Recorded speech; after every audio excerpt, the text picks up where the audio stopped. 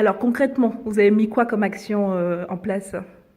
Alors, suite à cette phase d'écoute des salariés, nous avons décidé en fait d'agir sur deux thématiques. D'une part, en matière de communication interne, euh, j'ai changé la manière dont je pouvais aussi redescendre par exemple des informations.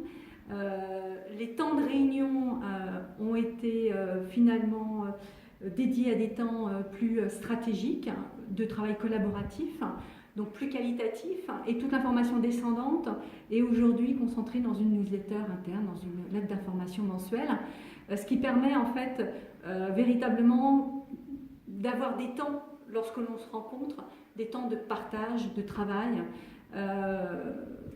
concret plutôt que simplement une descente d'information. Ça, c'était la première chose. La deuxième chose, on a le projet donc, de mettre en place un intranet qui, pareil, doit assurer en fait, le travail collaboratif entre nous.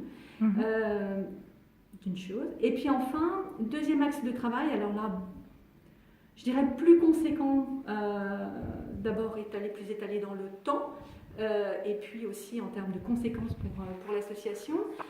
On est en train de mettre à plat en fait qu'est-ce qui pourrait être le parcours idéal du salarié dans l'association, de voir à quel moment on peut mettre en place une reconnaissance en fait d'une montée en compétence du salarié, lui proposer d'autres types de missions.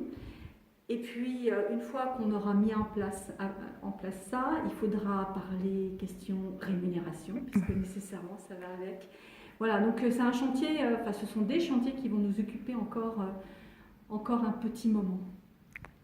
Que représente pour vous la remise de ce prix? Alors, c'est pour nous vraiment important. C'est un moment de reconnaissance en fait aussi du travail qu'on est en train de mettre en place. C'est pas un travail facile. Des fois on doute, on s'expose aussi. Et là c'est une manière de dire si vous êtes dans la bonne voie, même si c'est pas simple, effectivement vous allez aller sur quelque chose de plus grand, d'où le dessiner le futur. Voilà. Alors, qu'est-ce qu'on peut vous souhaiter pour la suite? Alors, qu'est-ce qu'on peut nous souhaiter pour la suite? Des salariés heureux. Voilà, c'est une bonne façon de conclure. Merci beaucoup. Merci. Au revoir.